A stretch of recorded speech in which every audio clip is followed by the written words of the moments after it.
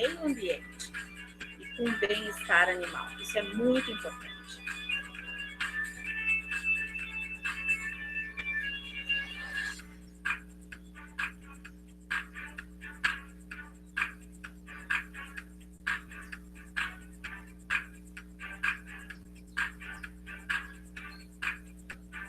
Por exemplo, sobre o slide anterior, que falava sobre efeito estufa, nós temos diversos estudos em várias unidades da Embrapa, inclusive na Embrapa Pecuária Sul, que está demonstrando o trabalho positivo, o efeito positivo que tem um sistema integrado com gado, com lavoura, também com o sistema silvopastoril, com florestas, né, com árvores exóticas plantadas para redução do efeito estufa.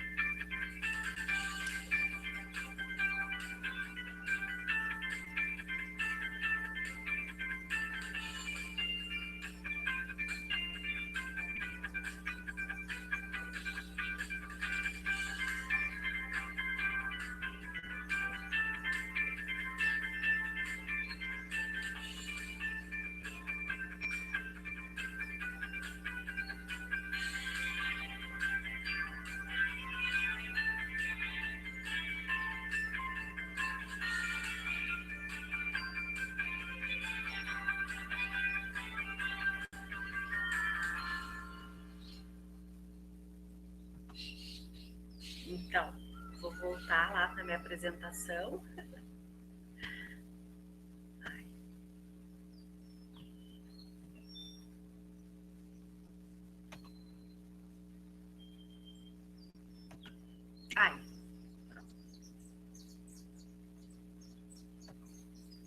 Não, agora eu não acho mais vocês.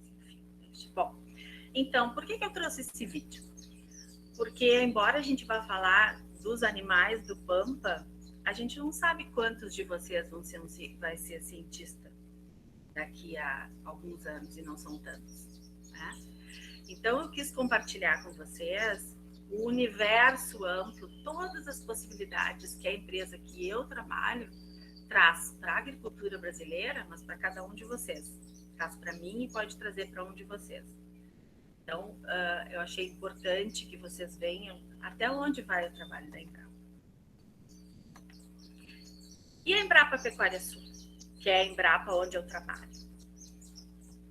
A Embrapa Pecuária Sul, né, é um dos centros da Embrapa. Lembra que eu falei, nós temos 49 centros, né, em quase todos os estados do Brasil, né, que há mais de 3 décadas de existência vem trabalhando para a agropecuária brasileira, disponibilizando tecnologias em bovino de corte, leite, ovinos, né, buscando o bem-estar socioeconômico do homem com o foco no agronegócio. A Embrapa Pecuária Sul, tentei trazer uma foto aqui para vocês. Geralmente a gente recebe alunos das fases de vocês na Embrapa, né? Dessa vez não está sendo possível por conta da pandemia, mas eu espero que vocês tenham a oportunidade de ir na Embrapa, conhecer o centro da Embrapa.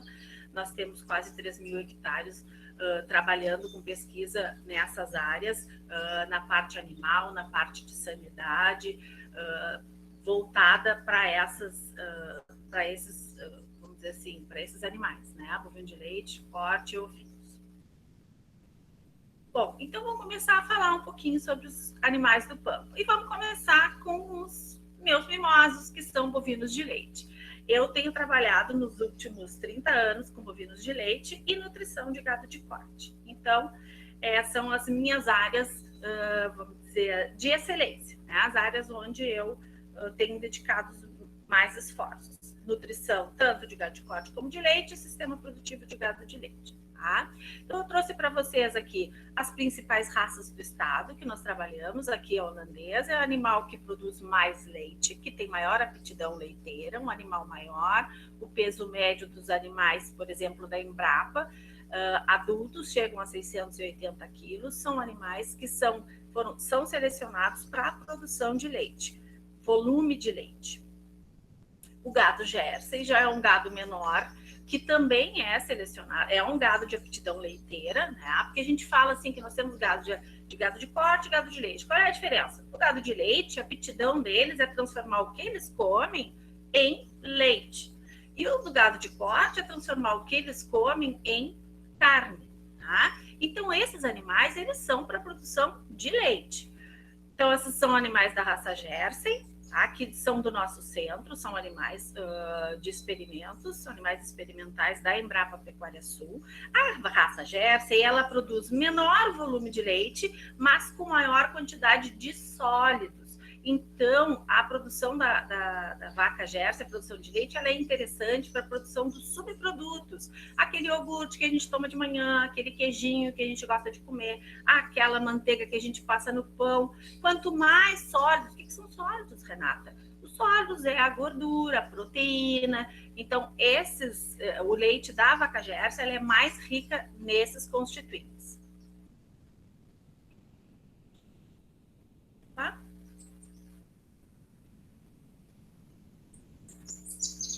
Vamos dar uma esperadinha aqui.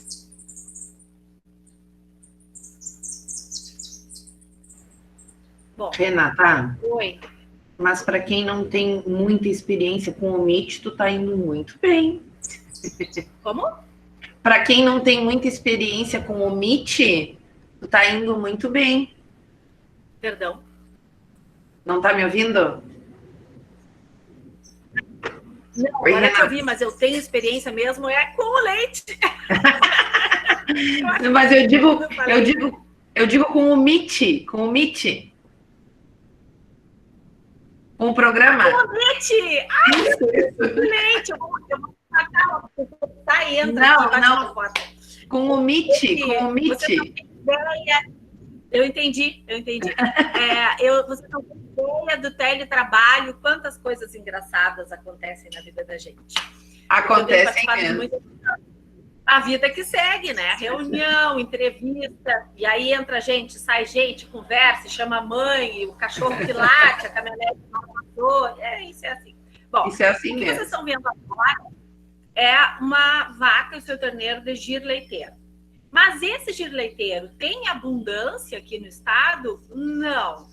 Mas para o norte do estado, em Santa Catarina, nós encontramos mais o gir leiteiro, porque ele é um gado zebuíno, tá? Quando a gente fala de holandês e Jersey, então são raças... Tá. São bovinos europeus, tá? E o gir leiteiro, ele é zebuíno. Ele tem uma aptidão para leite também, mas ele tem um temperamento muito diferente, um temperamento mais forte, mais difícil manejo, né? Por exemplo, essa vaca, para baixar o seu leite, geralmente ela tem que estar acompanhada do terneiro na ordenha ou com o uso de hormônios, né? Hormônios que são saudáveis, naturais. A gente criou um problema aí com o termo hormônio, né? Mas no caso, quando se usa, é dentro do permitido, sem problema algum. Mas o que eu quero dizer para vocês é que a grande participação das raças leiteiras no estado são de holandês e de Jersey. Tá? Então, são os Jerseys e os holandeses. O leite produzido no estado do Rio Grande do Sul, 95% é produzido com essas duas raças, que são raças direcionadas para a produção de leite, tá? Selecionadas há muitos anos para a produção de leite. Tá? Mas tem naqueles lugares mais quentes, porque são animais que sofrem menos com o calor. O holandês e o Jersey são animais que, quando a temperatura passa de 25 graus, eles já começam a sofrer com o calor. A gente tem que se preocupar de ter um conforto térmico para esses animais. Tá? No caso dos zebuínos, que é no caso do gir leiteiro, isso já não acontece, pela origem deles. Então, eles não sofrem com o calor. Então, nessas regiões que são mais quentes, se justifica a utilização, se não de leiteiro, mas no cruzamento deles. Mas por que se produz leite? E o que vem a ser o leite, né? E por que se deve beber leite diariamente? Se tem discutido muito sobre isso, né? Tem muitas modas, muito modismo, muitos preconceitos surgindo a respeito disso, mas o que diz a ciência, né? Porque quando o youtuber, por exemplo, fala baseado em ciência e traz uma referência bibliográfica ou cita algum trabalho científico que tenha sido feito, ótimo. Mas quando ele fala baseado no que ele acha, a gente, como estudante, não deve dar muita bola, não. Porque a gente tem que acreditar e levar como conceito aquilo que as ciências e os estudiosos nos dizem, baseado em fatos.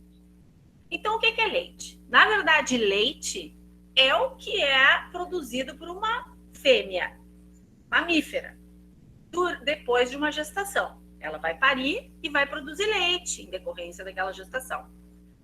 Não existe, por definição, leite de amêndoa, leite de soja. Isso é um slogan, tá? Leite é o produto integral que está escrito aí que vocês estão lendo, obtido da ordenha total de fêmeas mamíferas sadias, bem alimentadas e tratadas, tá? Entre o período de 30 dias, exceto, né? Entre o período de 30 dias antes e 10 dias após parto. Por que isso aí não é leite? Bom, porque é colostro, tá? É aquele primeiro leite produzido pela fêmea para alimentar o recém-nascido. Que no caso da vaca, como ela não transmite nenhuma imunidade durante a gestação, toda a imunidade... O que é imunidade? É defesa contra as doenças que ela já passou, que ela já conhece. Como é que ela passa a imunidade para o terneiro? No primeiro leite, que a gente chama de colostro. Por isso que é tão importante que a ovelha, o cordeiro, o terneiro tomem o primeiro leite. Então, isso não é leite, é colostro. Fora isso, é leite. Fêmeas que pariram e que aí vão produzir esse alimento para alimentar a sua cria, tá? Conforme o nosso regulamento de inspeção de produtos de origem animal, o RISPOA, que nós temos no Brasil, que nos garante que aquilo que chega na casa de vocês é saudável, é sadio, não tem contaminação e vocês podem tomar. Então, conforme esse código, o leite é definido como um produto que é normal, né? Fresco e integral, ou seja, sem ser retirado nada dele, oriundo da ordenha completa e sem interrupção de vacas sadias. Isso é leite. Não tem leite de soja, não tem leite de amêndoa. E assim vai. Depois pode me xingar, mas isso eu disse porque é fato mesmo, não existe. E por que o leite é importante? Bom, o leite ele é considerado um alimento que é indispensável aos mamíferos nos primeiros meses de vida. Enquanto o aparelho digestivo desses mamíferos, onde a gente se inclui, né? Nós somos mamíferos, está se adaptando, está amadurecendo após o nascimento para poder digerir outros alimentos, tá? Então, enquanto tem esse período de adaptação, o alimento ideal é o leite, sim, tá? Ele oferece uma equilibrada composição de nutrientes, de valor elevado biológico, tá? E por isso o leite é considerado um dos mais completos alimentos in natura, ou seja, ao natural. E por que se deve beber leite diariamente? Porque é bom para os ossos e para os dentes, porque ele previne, então, a osteoporose, né? Proporciona bem-estar e previne, isso já é constatado cientificamente, diabetes do tipo 2 no futuro, tá?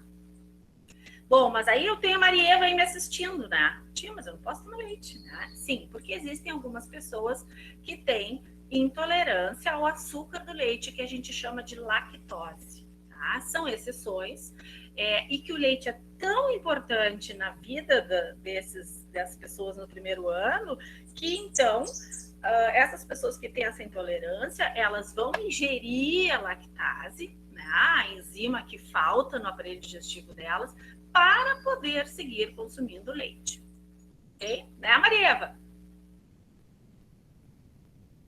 Cadê a Marieva? Ela tá aí, tá escondidinha, eu acho, mas ela tá aí.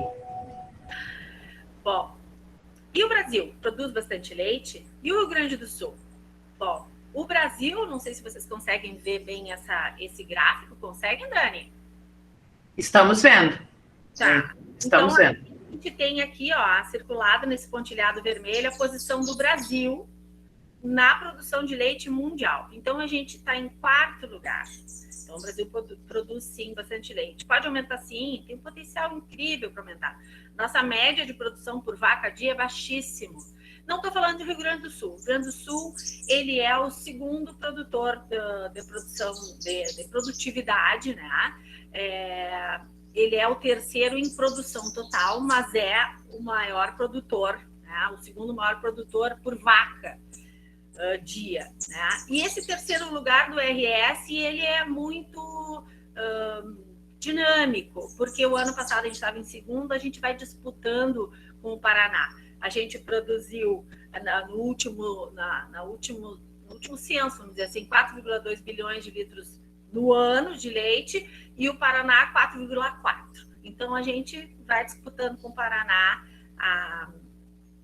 esse lugar aí. O 1º lugar, bom, vem a ser de Minas Gerais, né?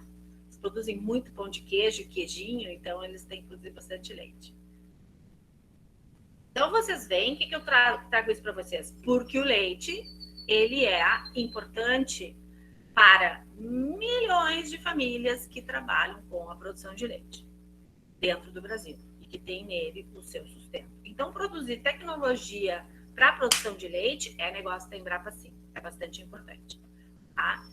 Ou então, agora que a gente já sabe qual é a importância de consumir leite, a gente já sabe que a gente produz bastante leite, vamos ver como é que se produz esse leite. Tá? Para que a vaca, a ovelha, a cabra produzam leite, como é que vocês acham que acontece? Ela começa a produzir leite? Não.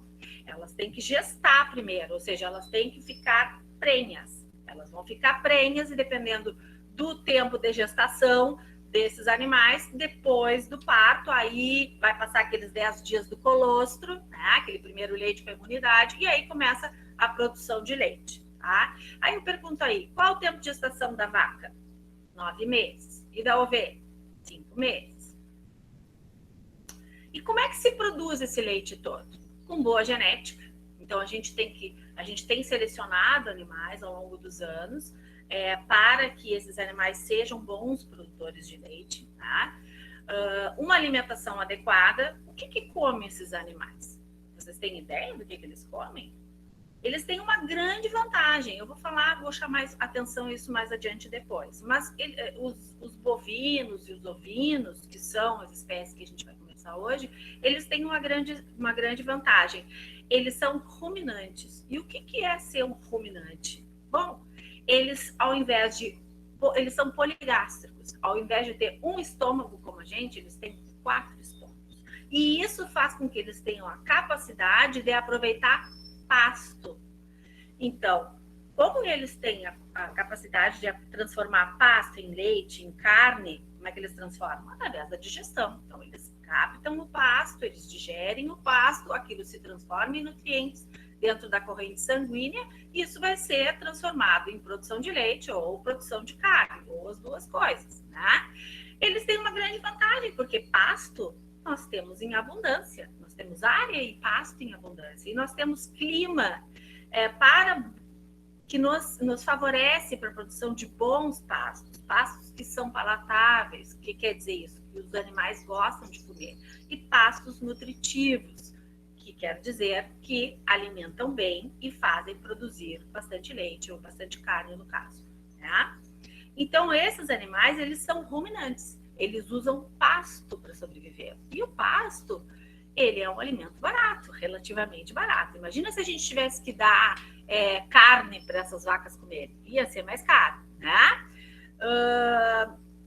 E uma outra coisa que eles também vão consumir são os grãos. Tá? Então, eles também vão comer ração.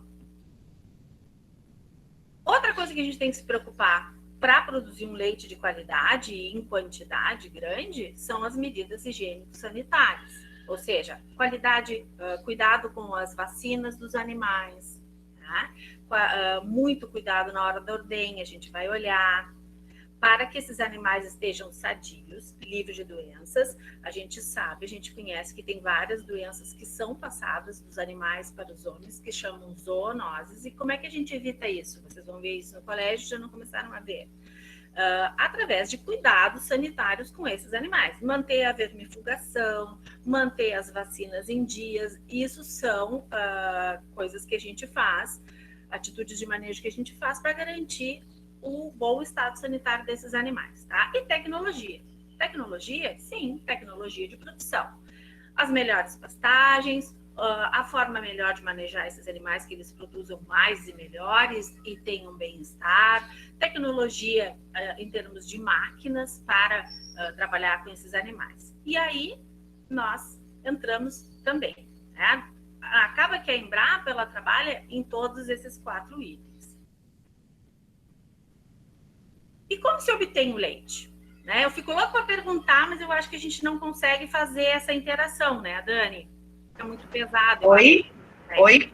Não sei se eu consigo perguntar para eles, né, alguma coisa. Tu pode perguntar para a gente ver se alguém te responde. Pode sim. Maravilha. Alguém sabe me dizer o que é ordenha? Eu, quando estou numa palestra cheia, eu agora não estou vendo vocês porque burrei aqui e estou tendo que passar sem me enxergar. Mas se eu estou numa palestra cheia e eu pergunto, alguém sabe o que é isso? E a pessoa não me responde, eu digo rapidamente. Se ninguém se habilitar, eu vou apontar. Então, alguém salve o público aí e me diga o que é. Eu tenho certeza que eles sabem.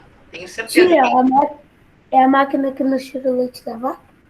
Isso! Essa é a ordenhadeira. Mas tá certo, a ordenhadeira vai realizar a ordenha. Perfeito, joia! Muito obrigada por salvar o resto aí. Eu já ia... Visse como tem gente inteligente e corajosa aqui?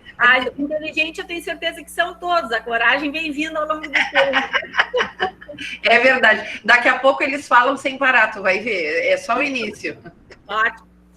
Bom, então, como que se obtém o leite? Através da ordenha. A ordenha é o ato de retirar o leite dos animais. Aí, às vezes, o pessoal, tem gente que começa a falar assim, mas coitadinho dos animais, essa máquina... Gente, os animais são selecionados para a produção de leite. Eu trouxe uma foto, vou mostrar para vocês.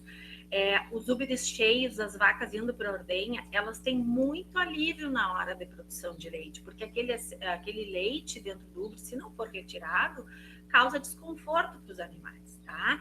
E todo equipamento de ordenha, ele é feito, obviamente o mecânico, ele é feito, idealizado para o bem-estar do animal, para que não machuque o animal, para que o animal se sinta confortável. Até porque a vaca tem um sistema hormonal que é o seguinte, ó, se ela sentir dor, ela tranca o leite para de baixar, e isso não é vantajoso para ninguém, tá? Então, todo cuidado tem que ser dado para o momento da ordenha, para esse animal ter conforto, se sentir bem, seguro, né? Para que ele consiga baixar todo o leite. Ejetar, na verdade, é o termo, né? O pessoal usa baixar, mas na verdade é ejetar. Porque vocês imaginem um ubre, ele por dentro, ele é como se... Ubre, o que é ubre?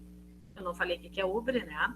Ubre, então, é a glândula mamária da vaca, né? Se a gente cortar aquela glândula mamária, ou agora, então, o ubre, né? A gente vai ver que ele parece como um cacho de uva. Então, são canalículos muito fininhos e o leite fica depositado ali. Se a vaca não estiver tranquila, ela não libera um hormônio que empurra aquele leite para fora. Por isso que é muito importante boas práticas durante a ordenha, tá? E que tipos de ordenha a gente tem? Temos a manual, tá? A manual ainda é realizada. No Rio Grande do Sul é muito pouco, porque nós somos um dos estados com maior nível de tecnificação e de melhoramento genético na produção de leite. Por isso que nós temos altas produtividades em relação ao resto do país. Mas no norte do país ainda se faz muita ordenha manual, que o ordenhador ele vai sentado do lado da vaca no banquinho e vai puxar. E todo mundo que trabalha com leite tem que saber fazer, porque mesmo que a ordenha seja mecânica, a gente vai ter que tirar os 3 primeiros jatos para ver se o leite não está com mamite, se não está com sujidade, para fazer o teste da caneca. Eu vou mostrar para vocês agora.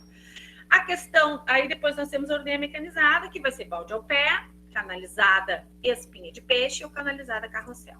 Vamos ver. Aqui nós temos uma balde ao pé. Então, vocês veem que esse aparelho que está acoplado ao úbere do animal é o conjunto, né? O conjunto de teteiras, que a gente chama, então são 4 teteiras. Isso funciona por vácuo, um vácuo adequado para não causar nenhuma dor e nenhuma injúria ao animal, né? Não lesionar, nenhuma lesão aos tetos dos animais. Então, esse leite vai passar por esses caninhos que vocês estão vendo e vai para esse tarro branco, porque é balde ao pé. Aí o ordenhador, então, vai encher esse balde e vai levar para um resfriador de imersão, onde esse leite vai ficar submerso, então, né? Vai ficar na água gelada até que o freteiro venha buscar esse leite. Ou ele pode ser despejado num tanque de expansão que todo o leite fica junto. Renata, Oi. posso te perguntar uma coisa? Claro. Por dia, mais ou menos, quantos litros de leite pode ser extraído de um animal? Depende da genética e da alimentação desse animal, mas a gente tem grandes produtores aí com 70 litros, né? 70, chega a 70 litros. Dentro da Embrapa Pecuária Sul, a gente tem animais que tranquilamente, com uma boa alimentação, chegam no pico da lactação, porque a lactação ela é uma curva, ela não é assim, toda a lactação com a mesma produção. Ela inicia 4 a 8 semanas, chega no pico da produção e depois vai baixando até lá os 280, até os 300 dias, tá? Em média, vamos falar sempre 300 dias. E essas vacas no pico é quando elas produzem mais. E a gente tem animais que produzem 40 litros na Embrapa. Entendi. Tá, e ao mesmo tempo que o animal, que pode ser retirado o leite do animal para comercializar, ela segue amamentando o filhote. Claro, vamos falar sobre isso daqui a pouco. Tá bem, muito obrigada. Não, imagina. Muito boa pergunta. E tem a questão assim, isso é média? Não, isso não é média. A gente tem no Brasil uma média que não chega a 10 litros vaca dia, tá? No estado, a nossa média anda ao redor dos 10 litros. A gente tem média de lactação com animal, depende da alimentação, se tem mais concentrado, mais ração na alimentação ou mais pasto, né? Mas a gente chega aí, 13, 17 litros, média todo ano, né? A média toda a lactação desses animais, tá? Mas é muito difícil tu falar de uma média, Dani, porque isso deve depender do potencial genético desses animais e da alimentação que a gente está fornecendo para eles. Tá. O que é importante é o produtor saber que ele consegue alimentar os animais, esses animais estão atingindo o seu potencial da produção, né? E ainda conseguem emprenhar em 90 dias depois do parto para produzir outra cria, uma cria por ano, né, que é o que se busca, e que estão bem de estado de score corporal, ou seja, não estão magros, não estão perdendo peso. E que com o custo da alimentação, eles pagam o custo de produção. Isso que é importante. Vou ver outro vídeo aqui. Vou sair, vou lá no vídeo.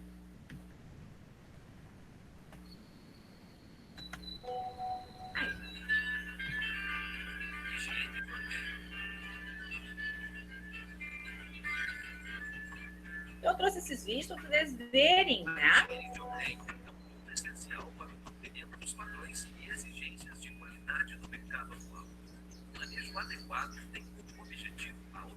Bom, esse é um esquema de ordenha canalizada, tá? Porque vocês veem que a gente não tem balde aí, né? É um fosso central, onde a pessoa desce para esse fosso e as vacas vão ficar nas laterais, a gente vai ver a seguir, tá? E o leite, ele passa do conjunto de teteiras pelos canos para um resfriador onde fica todo o leite. Ó, a ordenhadeira sendo posta, conjunto de teteiras, né? Instalações e equipamentos, ordenha mecânica, ordenha manual e armazenamento do leite. Essa é o tipo de ordenha que nós temos na Embrapa Pecuária Sul. Por que tem esse fosso? Porque é melhor para o ordenhador, né?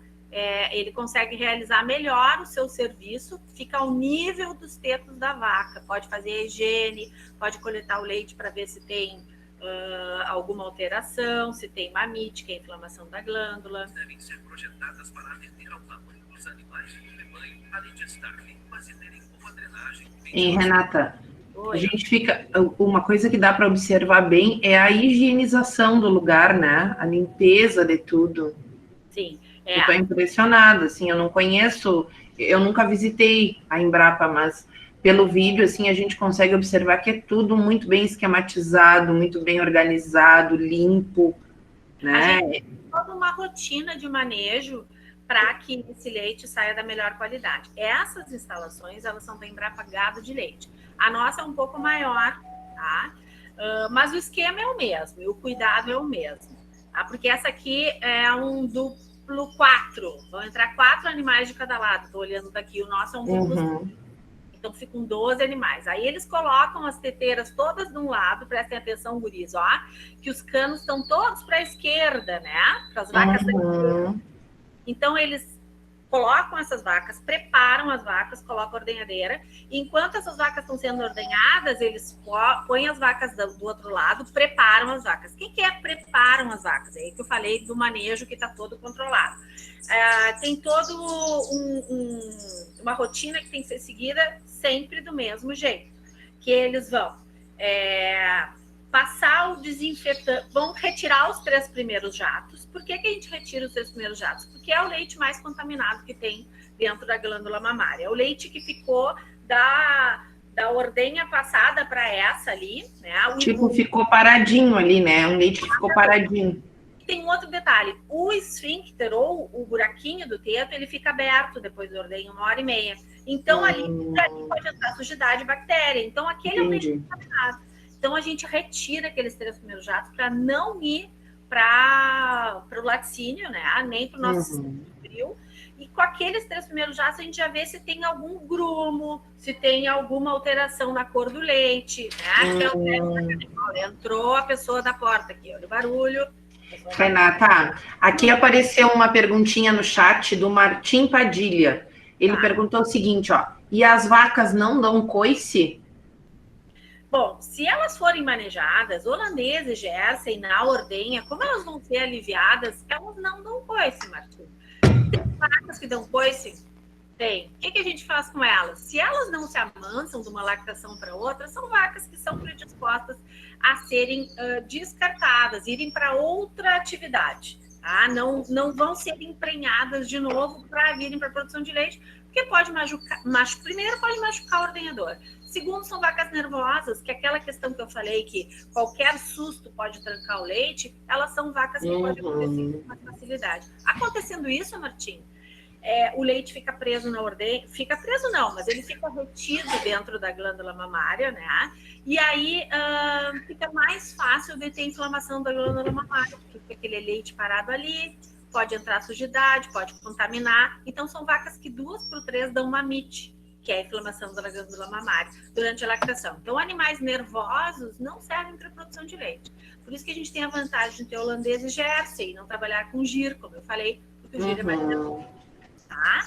Bom, a gente tirou os 3 primeiros jatos, viu? Aqui tem uma caneca, a gente vai ver numa foto com mais clareza. Aí a gente aproveitou para ver se tem algum problema, né? Aí a gente vai fazer a higienização do teto. Hoje em dia, se o teto não tiver barro, a gente nem precisa usar água, porque a gente vai usar uma coisa que a gente chama TD, que é aprofundar o teto, né? Que é mergulhar o teto numa solução clorada própria para pré-ordenha, para fazer a higienização desse teto. Renata, vou te interromper mais um pouquinho, desculpa, tá? É que começaram as perguntas aqui pelo chat, então talvez seja o momento da gente já falar sobre isso. Tem uma menina aqui que se chama Eduarda Colgo. Ela colocou a seguinte questão.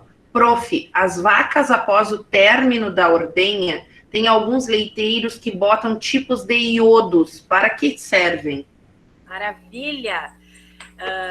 Duda, é assim, ó. Esse TD que eu falei de antes da ordenha, tem um para antes da ordenha e tem outro para depois da ordenha. A Duda já está lá na frente, ó, ela sabe do riscado. Então, o que acontece? Depois da ordenha, a gente também vai mergulhar os tetos da vaca, mas aí não vai ser no clorado, vai ser numa solução iodada com glicerina. Por quê? Lembra que eu falei que os tetos ficam abertos, o canalzinho do teto, o furinho lá embaixo, que a gente chama de esfíncter, fica aberto por cerca de 1h30 depois da ordenha? E tu sabe também, já que eu tô vendo que tem uma guria que já tem experiência, que a tendência da vaca é deitar depois da ordenha. Então, se tu imagina uma vaca com o teto aberto e deita depois da ordenha, deita no barro, deita no pasto, enfim, a facilidade de entrar algum patógeno, algum contaminante no teto é maior, né? Então, a gente faz mergulha esse teto nessa solução com iodo para limpar, para matar os micro-organismos, e a glicerina é como se fosse assim para proteger o teto, para deixar o teto mais macio e para formar uma película que impeça de entrar micro-organismos por ali. Tá? Então, depois que a gente passou o teto, voltando lá para o pré-ordenha, né? A gente vai secar cada teto com uma folha de papel. Por quê? A gente não pode passar de um teto para outro, porque se um teto tiver alguma coisa, vai passar para outro teto. Então, a gente usa toalhas de papéis individuais. E por que é muito importante que o teto seja seco? Para evitar que o vácuo da ordenhadeira machuque o teto da vaca. Então, o teto da vaca tem que estar muito seco. É muito importante que esse teto seja seco. Aí sim a gente pode realizar a ordenha. Tá? Então, esses são passos que a gente tem que fazer. E tudo isso a gente tem que fazer rápido. A gente tem que, entre fazer isso e começar a ordenha, tem que passar 1 minuto e meio, 2 minutos no máximo. Por quê? Porque quando a gente manipula o teto da vaca, a gente ativa um reflexo que faz com que o leite, então, seja empurrado para baixo, que o leite comece a jorrar. Só que isso aí vai demorar 10 minutos da gente. Depois disso, ele demora um monte de tempo, 40 minutos para responder de novo o mesmo reflexo. Então, a gente tem, vocês estão vendo essa foto, é boa de explicar, esses mais que estão sendo ordenhados, eles devem estar terminando a ordenha, porque ele consegue ver, né, pelo fluxo do leite, pelas teteiras, pelos canais aqui, pelas mangueiras. Aí ele começa a preparar esses animais 1 a 2 minutos antes de que ele já possa pôr as teteiras aqui, tá? Tanto para rebanhos estabulados quanto a pasto, as instalações devem estar limpas e secas, sem acúmulo de esterco e barro. O equipamento de ordenha deve estar limpo antes do uso e deve ser lavado e desinfetado após cada ordenha, utilizando-se produtos químicos aprovados para esse fim. A limpeza inadequada dos equipamentos gera um acúmulo de sujeira na população que pode aumentar a contagem bacteriana do leite, prejudicando a sua qualidade. Então, quero mostrar aqui, como eu não tenho imagens do nosso sistema de hoje, eu quero aproveitar isso. A limpeza inadequada dos equipamentos gera um acúmulo de sujeira na população que pode aumentar. Esse sistema, essa caixinha preta que vocês estão vendo aqui no meio, é um sistema totalmente digital, tá? Automático, que mede a produção de leite e nos indica, por exemplo, tem sistemas desses que nos indicam através de uma tornezeleira que a vaca pode estar usando ou não, se aquela vaca está com excesso de caminhada, que pode nos indicar algum problema, a questão da temperatura, a questão da qualidade do leite pode ser indicada toda nesse visor, tá? E a produção de leite, então, ao fim de cada ordenha, ela fica registrada, porque a vaca tem um brinco nesse sistema, né, gente? A vaca tem um brinco que está registrado no sistema computacional. Quando ela entra na ordenha, esse brinco é lido e aí as informações dela passam já para o nosso sistema computacional. Quanto de leite ela precisa naquele dia. O nosso sistema na Embrapa Pecuária Sul hoje é assim. Renata, mais uma contribuição aqui, mais um questionamento. 2, na verdade. A Marina Palma perguntou assim, ó. Quando vou para a campanha, tem gente que fala sobre o tambo. O que seria tambo? Tambo, Marina, ótimo que está perguntado. Tambo é justamente onde se tira leite das vacas. É onde está todos esses estábulos, onde está o sistema de ordenha e é onde as vacas vão para serem ordenhadas. Tá? A Marieva pergunta o seguinte, ó. O que fazem com os filhotes das vacas depois de retirar o leite da vaca? Vamos lá, já estamos chegando.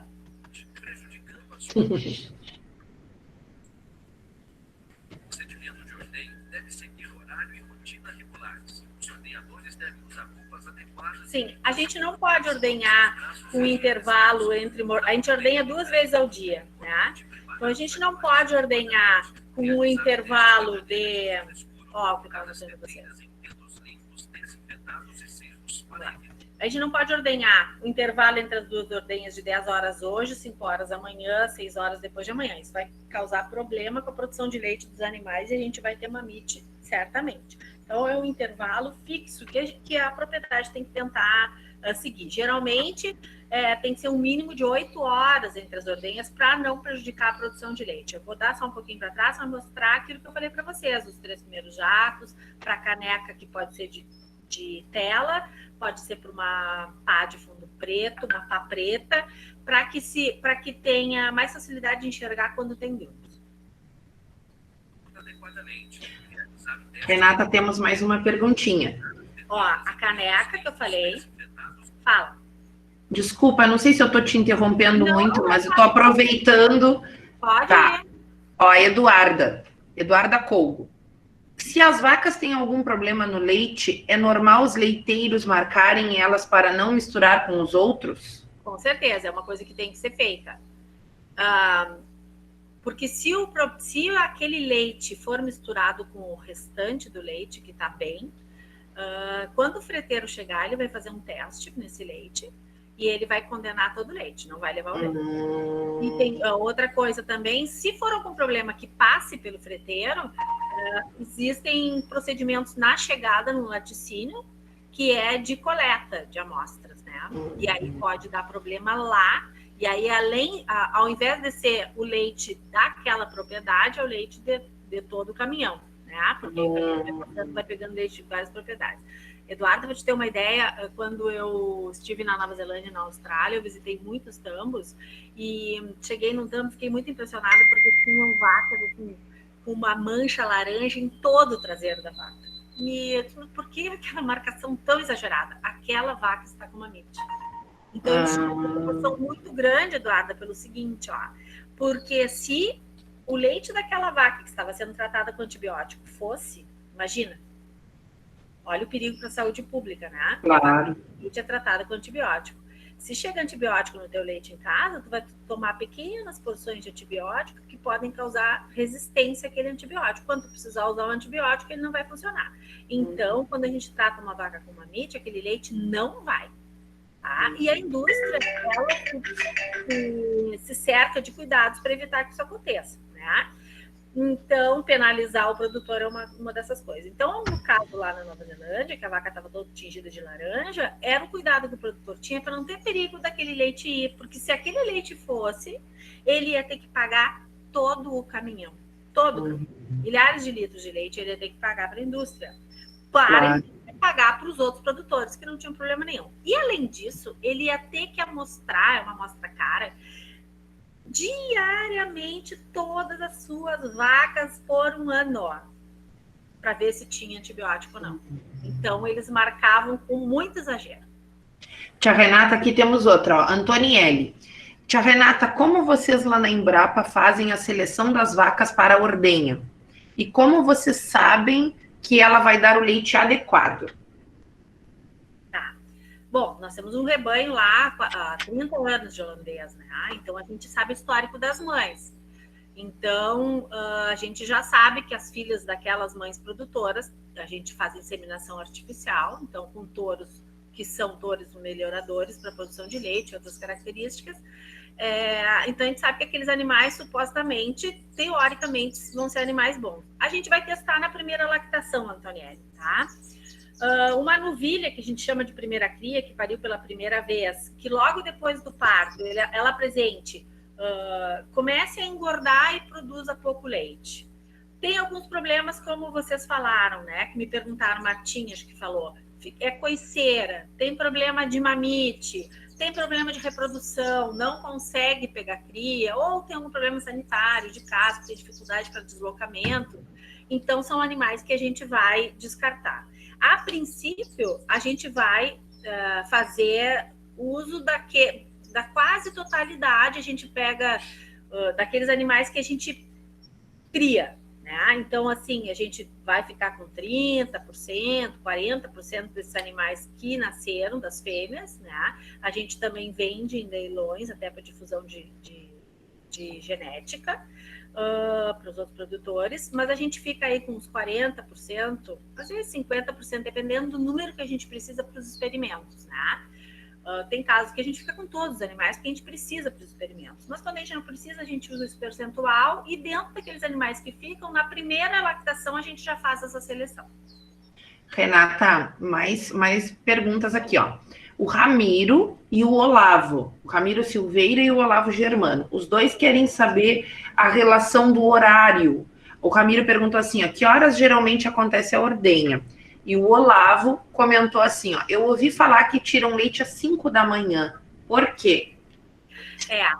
Então, a relação de horário é aquilo que eu falei, tem que ser perto das 12 horas entre uma ordenha e outra para a vaca poder produzir tanto leite de novo, né?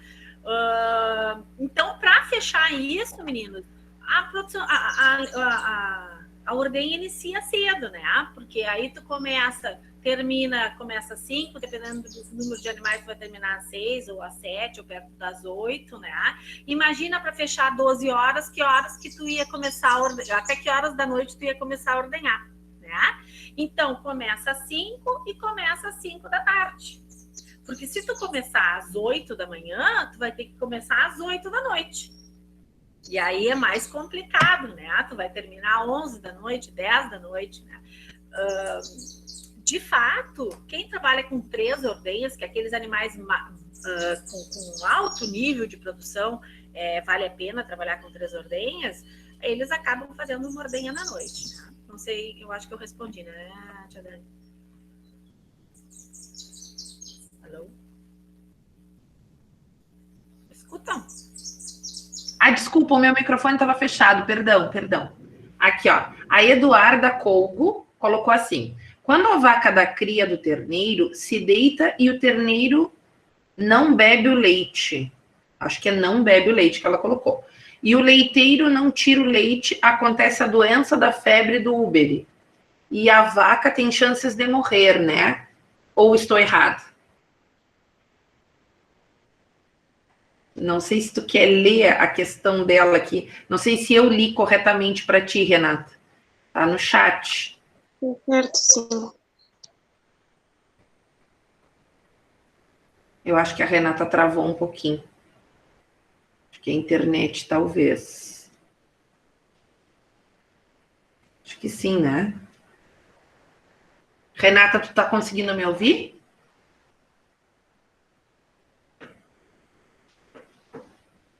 Tio, acho que ela caiu até. Tá, vamos aguardar um pouquinho que com certeza ela vai retornar. Ela vai retornar. Ó, caiu até a apresentação dela. É porque como ela tá na instância, né, pessoal? Ó, apareceu aqui que ela saiu da reunião. Com certeza foi algum probleminha de conexão. Mas vamos aguardar um pouquinho. E aí o Rafael também perguntou o que acontece com os filhotes machos. Vamos aguardar ela retornar para nos explicar direitinho. Vamos aproveitar que a gente tem que esperar a tia Renata. E eu queria fazer uma chamada, gente.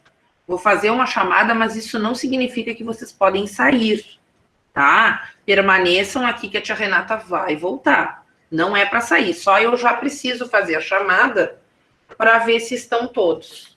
Eu só vou abrir aqui a minha lista. Aguardem só um pouquinho, tá?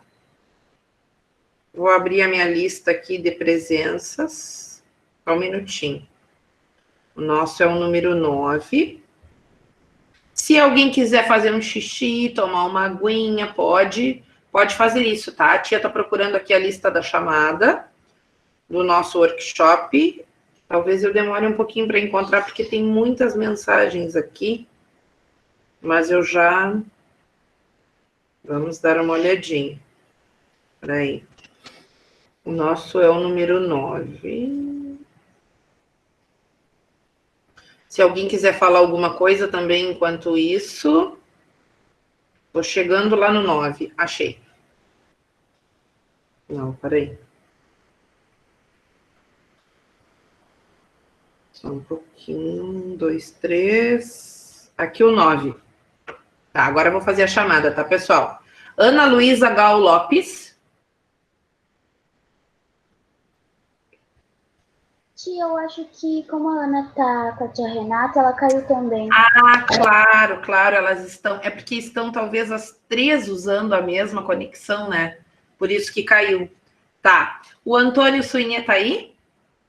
Presente. Arthur? Presente. Camila? Presente. Conrado? Aqui. Eduarda? Eduarda Moraes e Eduarda Colgo. Temos 2. Aqui. Presente. Tá. Parei que a tia Renata tá me chamando aqui no grupo, ó. Só um pouquinho. Caiu a tua internet. Vamos ver se ela recebe a nossa mensagem. Tá, depois, Eduarda da Silva. Eduarda Silva. Essa Eduarda é do 5º ano. É da 503, se eu não me engano. Eduarda tá aí? Elisa. Ah, tá. Ai, que bom. Tava fazendo uma chamadinha enquanto tu não Eu só voltou. tô preocupada com o horário. Tá, assim, ó, Preocupada com o horário, porque eu tenho... nós temos 11 horas e Sei 7 se sabe. minutos. Pois é. Eu não sei qual é a disponibilidade deles de esticar mais um pouquinho, né? Porque a gente tem material para bastante tempo. Eu acredito, Renata, eu acredito que eles precisem sair 11h30, porque nós temos a live de encerramento, né? Eles... Então tá. Eu vou tocar um pouco meio direto, Dani, tá? Tá bem, tá Pra bem. gente poder ver as peças, tá bom? Tá bem. Depois, se tu quiser, se tu puder dar uma olhadinha ali nas questões do chat, de repente até tu pode responder alguma coisa lá pelo nosso grupo depois, né? Com certeza. Então tá, muito obrigada, Renata. Depois eu concluo a chamada, tá, gente? Ter as mãos e os braços higienizados. Na ordenha mecânica, é importante preparar os animais adequadamente, realizar o teste da caneca de fundo escuro, colocar as teteiras em dedos limpos, desinfetados e secos para evitar a entrada de ar e removê-las gentilmente, aplicando desinfetante em cada dedo. Esse é o pós-ordenha, ó, a Maria Eduarda, com iodo. O animal a ser ordenhado utilizando métodos que não causem dor ou lesão. As mãos do ordenhador devem estar limpas e secas. Os dedos dos animais devem ser desinfetados e... Então, vocês não estão me ouvindo. É isso? Dani? A gente tá te ouvindo. Alô? A gente tá te ouvindo, tia, só que a gente não tá apresentando tela. Não, mas é que eu tinha que dar uma, né?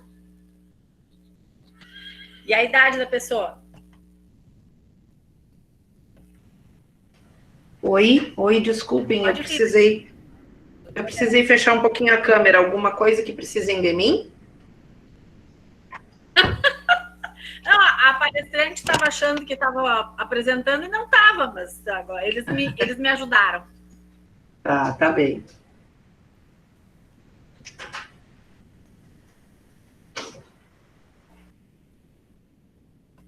João. Agora voltou.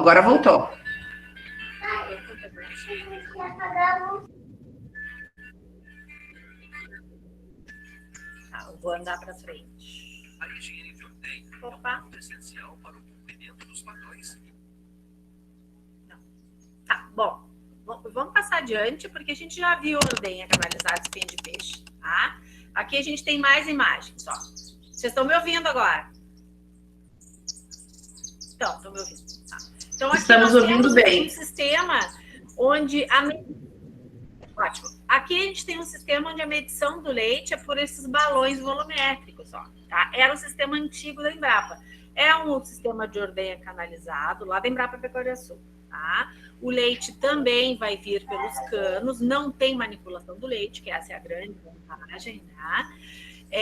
E quando a gente vai fazer controle leiteiro, que a gente faz 3 vezes na semana, para saber quando produz o leite, Antonelli, e para saber se aquele animal produz bem ou não produz, e para saber se a gente vai seguir com ele ou vai vai colocar ele para outra atividade de pesquisa dentro da unidade, tá? Então, nesses balões a gente fazia essa medição. Vocês veem que é um fosso e a pessoa desce e fica ao nível do útero do animal. Alguma pergunta? Não, tá. Então, aqui nós temos mais de perto, aqui um estagiário andando com a caneca, ó, com a caneca com uma tela para a gente fazer a coleta. Aqui, bem de perto, como fica o conjunto de ordenha perto, dentro, acoplado ao útero do animal. Desculpa. Bom, eu vou tentar passar isso para vocês, nem que seja um pouquinho para vocês verem. Bom, quando a gente está trabalhando com grandes rebanhos, como nós temos vários no Brasil e nós temos nos Estados Unidos, na Austrália, na Nova Zelândia, se gasta muito tempo na ordenha. E a gente quer que esses animais já estejam comendo, né? E a gente não quer que aqueles animais fiquem tanto tempo de pé, parado ali, então a gente quer otimizar o tempo da ordenha. Então, se criou, já faz muitos anos, né, o sistema de ordenha canalizada carrossel. Vamos dizer que os ordenhadores ficam no meio, né, e os animais vão passando, eles entram e...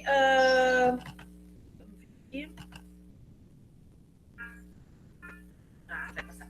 Tá. Eles entram e vai dando a volta no carrossel, ó. Quando termina a volta inteira, esse animal já está ordenhado. Já pode sair para comer. Outra coisa importante, a gente dá comida depois da ordenha. Tudo tem um sentido. Por que depois da ordenha? Lembra que eu falei que o teto fica aberto? A gente evita que o animal se deite. A tendência do animal depois da ordenha é deitar. Então a gente oferece a comida, a ração, a silagem, larga para um piquete bom de pasto, depois da ordenha, para esses animais não se deitarem. Vocês estão conseguindo ver? Hello? Estamos vendo, estamos vendo. Vocês viram que interessante? Aí tem ordenhadeira carrossel de tamanhos diferentes, né? Para rebanhos de tamanhos diferentes. Ó, vocês veem que eles ficam ali, fazem o mesmo procedimento, a limpeza, fazem a coleta, acoplam os equipamentos. Esses equipamentos, assim como o da Embrapa hoje, ele tem extrator automático. Ou seja, ele sai sozinho quando o volume de leite está abaixo do que é definido, né? Então, se a vaca está terminando o leite, o volume que passa pelo sensor é muito baixo, tem um fio que puxa a ordenhadeira. Não precisa o ordenhador ir fazer esse serviço. Ok? Ó, lá está saindo a vaca que já foi ordenhada. Deu toda a volta, foi ordenhada. E hoje, gente, tem sistemas de ordenha onde a vaca vai sozinha ser ordenhada. Então, é uma resposta, né? A vaca gosta de ser ordenhada? Sim, a vaca precisa ser ordenhada para ser aliviada daquele peso no útero. Então, se coloca esses sistemas de ordenha, claro, com grandes extensões, grandes rebanhos, né?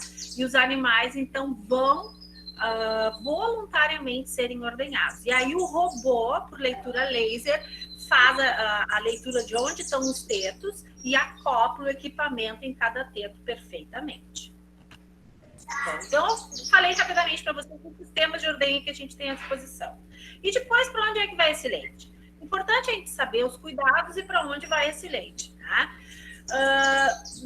Na propriedade, ele vai ficar resfriado em tanques resfriadores, né? E depois vai ser feita a coleta pelo freteiro, o caminhão chega, faz uma amostragem daquele leite, vê se o leite está apto para ser levado, né? Faz já um pequeno teste ali. Se o leite está ok, ele vai com o freteiro, esse caminhão é refrigerado e vai para o laticínio ou para um local de recepção temporária. Lá também são feitas análises para esse leite, mais de 200 análises para ver se esse leite está apto para ser consumido, para ser manufaturado, né? Ou seja, para virar subproduto do leite, iogurte, manteiga, enfim.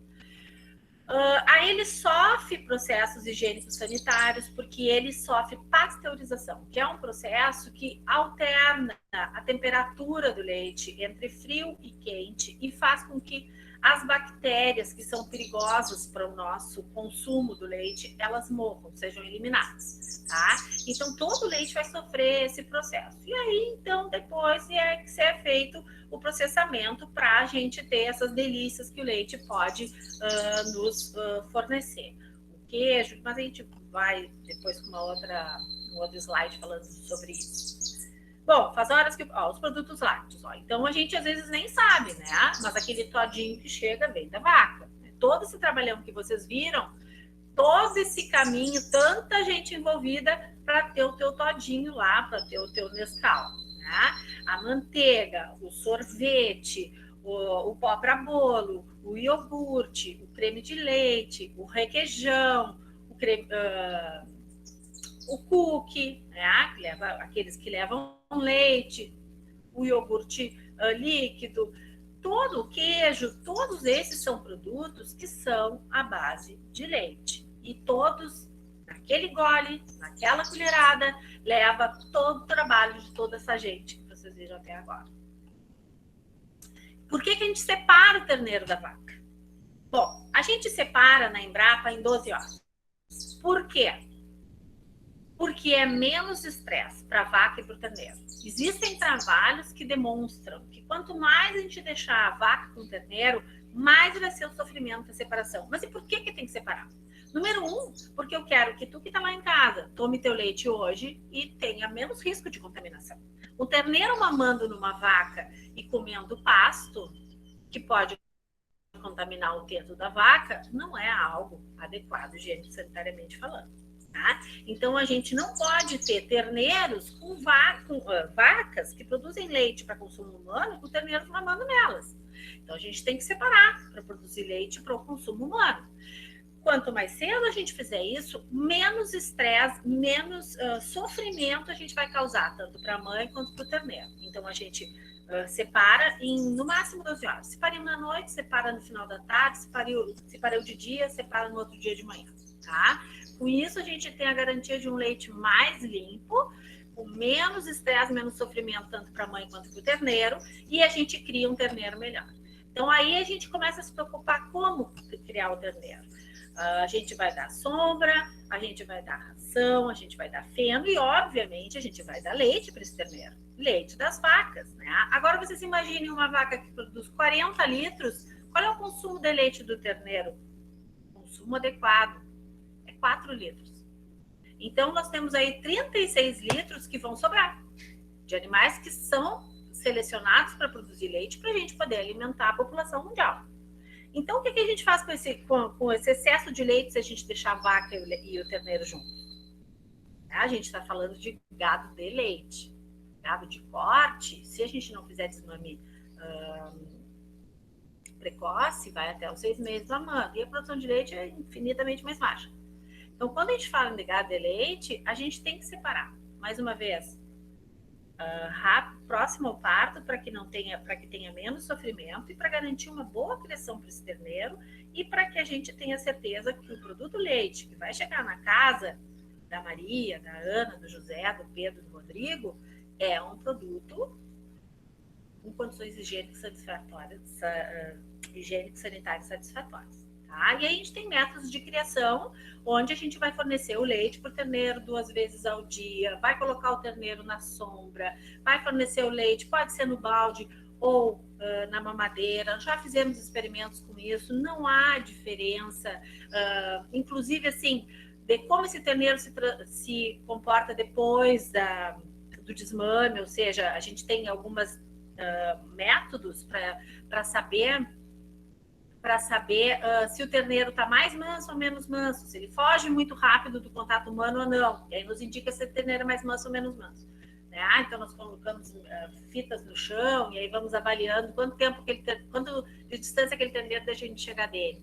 Então a gente faz isso depois do desmame do terneiro, desmame é quando a gente tira da vaca, do desaleite, depois que a gente para de dar leite, a gente fica dando leite 2 meses para esse terneiro, enquanto ele se transforma em ruminante. E depois a gente avalia se os terneiros foram criados com uma madeira ou no balde, eles têm diferença naquele quesito de deixar o homem se aproximar. E eles não têm diferença, tá? Uma coisa importante é que esses terneiros, diferente das vacas mães, eles ainda se comportam como se fossem monogástricos, tivessem um estômago só. Eles têm os 4, mas um só está funcionando, tá? Que é o que digere o leite. Aquele que a gente chama de rumen, pança, que é o que vai digerir o pasto, ele vai se desenvolver aos poucos. Conforme a rapidez com que isso acontece, é relativa à alimentação que a gente fornece para eles. Tá? Então, durante esse tempo do aleitamento artificial, que a gente fica 2 meses com ele sendo criado, que é a cria, a gente fornece uma quantidade fixa de leite para que aquele animal cresça, precise de mais alimento e se alimente com o feno, com o concentrado e vai desenvolvendo o rumen dele e esteja apto para sobreviver do pasto e da ração quando a gente terminar esses 2 meses e parar de dar leite para esse terneiro. Aqui em Embrapa Pecuária Sul, né, esse é o nosso sistema de alimentação. Aqui são animais que estão indo para a ordenha com os úberes cheios, vocês podem ver, eu fiz essa foto, eu botei essa foto, já tinha comentado anteriormente, para mostrar que esses animais eles vão sozinhos para a ordenha. Quando o campeiro chega no potreiro, quem tem alguma experiência, né? Vejo que alguns têm alguma experiência, esses animais vão sozinhos. Quando não aparece na porteira do tambo, que é o local, é esse galpão, né? Onde vai ser feita a ordenha. E algumas atividades, eu vou falar rapidamente para poder abordar o gado de corte. Com bovino de leite, avaliação de comportamento ingestivo aqui, com um aparelho chamado anemômetro, que vê a sensação térmica, estava bem frio nesse dia, uma estagiária medindo, a gente mede semanalmente os terneiros para ver se eles estão se desenvolvendo bem, com uma fita métrica no perímetro torácico, tá? Aqui, outro estagiário retirando sangue num experimento da aveia coxígea. Esses animais estão marcados porque a gente está fazendo avaliação de consumo, então a gente está longe dos animais, ou à noite, essa tinta é reflexiva, para a gente ver se altera o padrão de consumo na pastagem. A gente mede se ela está urinando, se ela está ruminando, se ela está descansando, enfim, para ver padrão de consumo desses animais com dietas diferentes. Estamos trabalhando hoje com o sistema silvopastoril, então a gente tem produção de pasto entre as linhas de árvores, e as árvores elas vão conferir, elas vão fornecer conforto térmico para esses animais. Essa foto é interessante das holandesas, é 10 da manhã. Interessante vocês saberem que os animais eles têm padrões de pastoreio, né?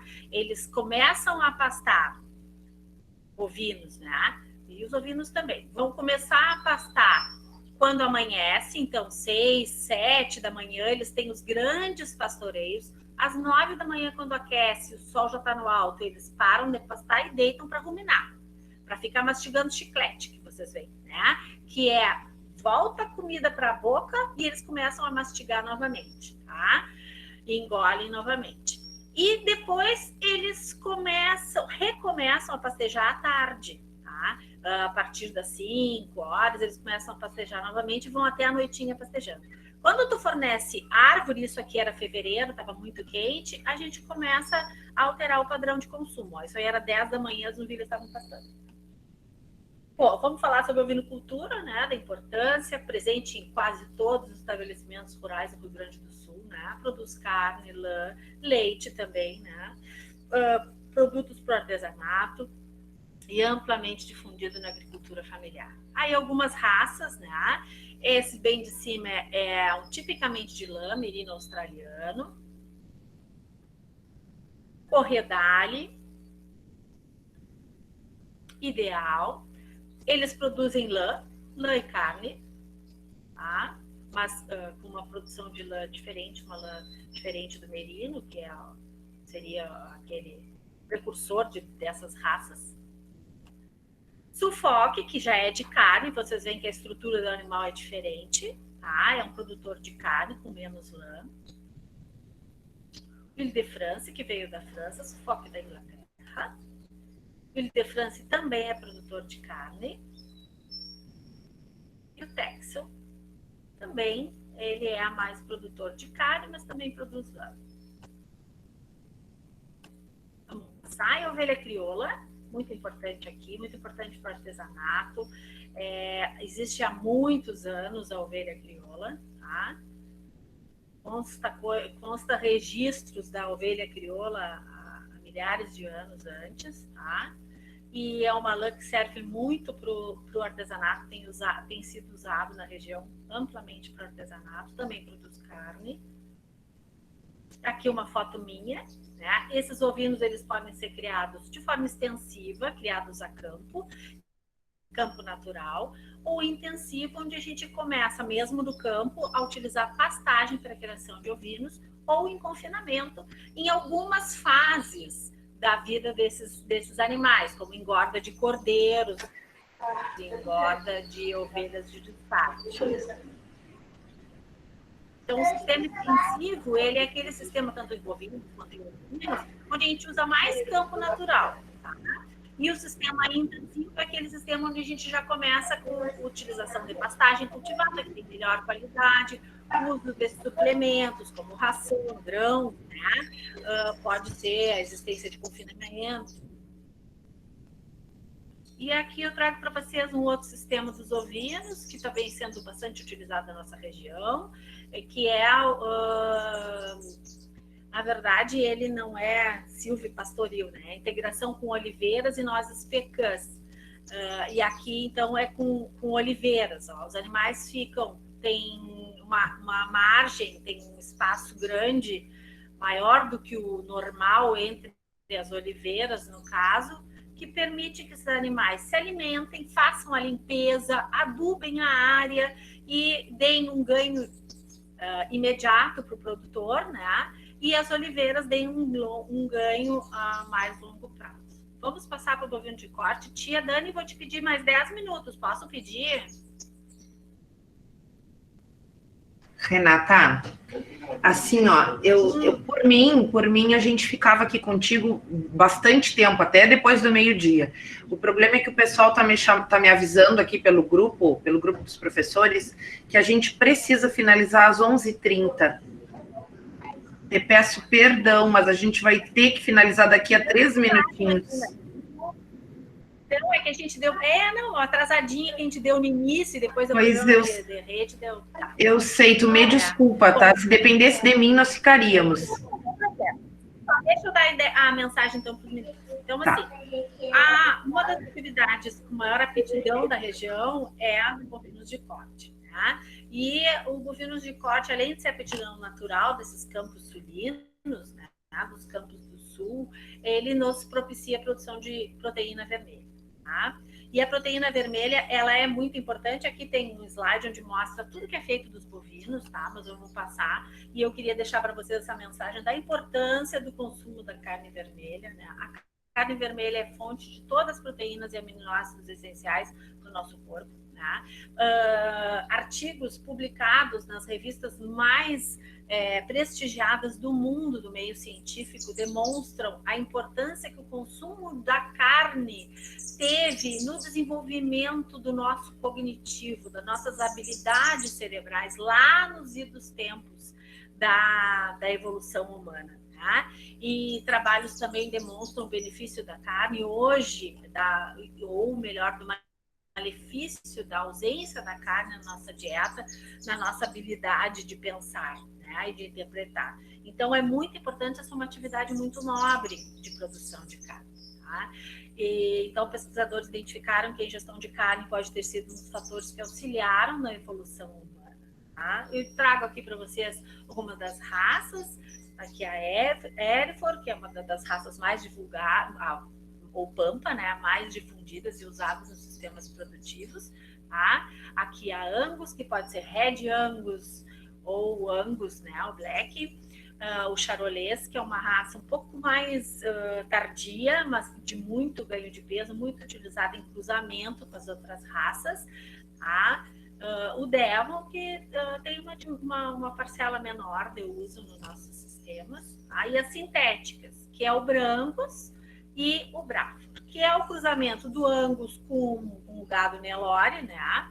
Com o Zebu, e o Braford, que é o cruzamento do Hereford com o gado Zebu também. Eles têm muita rusticidade, têm maior resistência ao carrapato, tem menos problema de olho, né? Que o Érico, por exemplo, tem muito problema de olho quando a pastagem está mais seca, é menos tenra, né? Então, fazendo esse cruzamento, a gente observa que esses animais têm menos problema de olho, tá? A gente trabalhando com gado de corte, então, a gente vai trabalhar ou com ciclo completo, que a gente produz todas as categorias, né? Ou tem produtores que trabalham só com cria, que é só produção de terneiro, né? O terneiro vai ficar 6 meses com a vaca. E depois a recria, que é quando a gente tira o terneiro da vaca. Ou tem aqueles produtores que trabalham só com a engorda dos animais. Dani, então, para terminar, eu ia passar um vídeo da nossa... Eu vou passar para ti, depois tu passa para eles, tá? Sim, sim. Um vídeo sobre a eficiência alimentar do Angus. Mas, então, ia convidá-los, para aprender a ver a dentição bovina. Quando vocês chegassem para fora, vocês iam pedir para o pai ou para um funcionário dar uma olhada, segurar bem a cabeça, e vocês iam poder dizer, olha, agora eu sei bem a idade do boi, tá? Vou mandar isso para vocês também. E quero...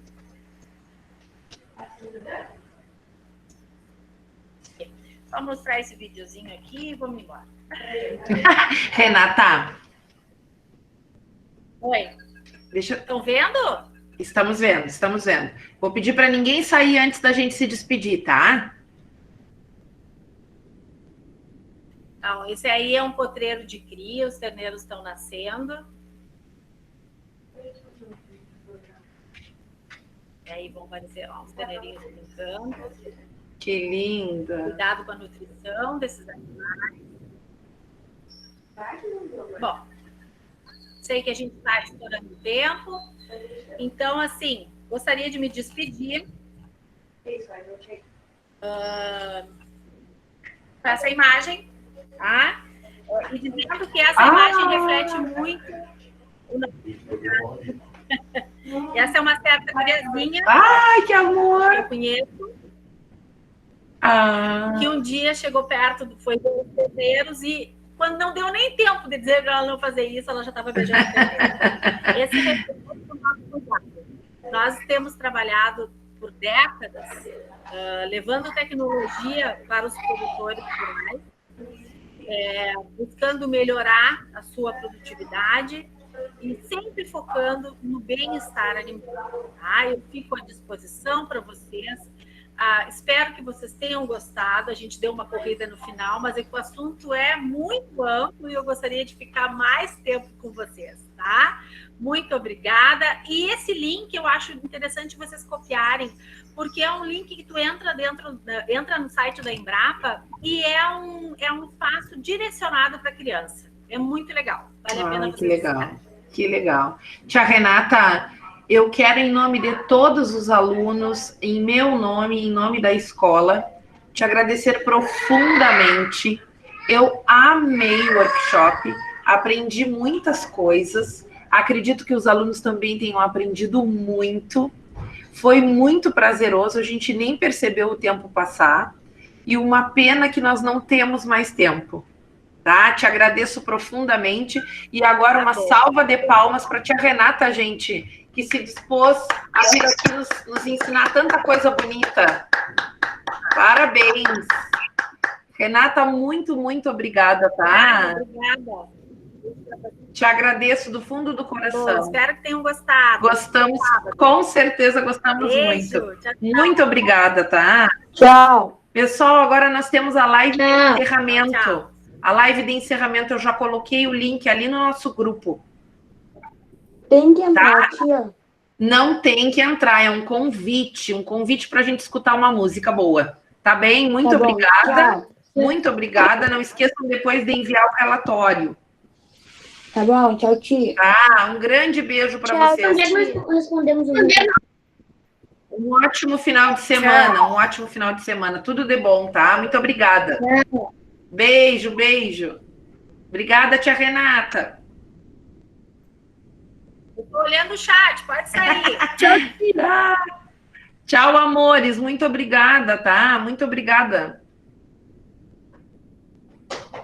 Tchau, tchau. Tchau, tchau. Obrigada.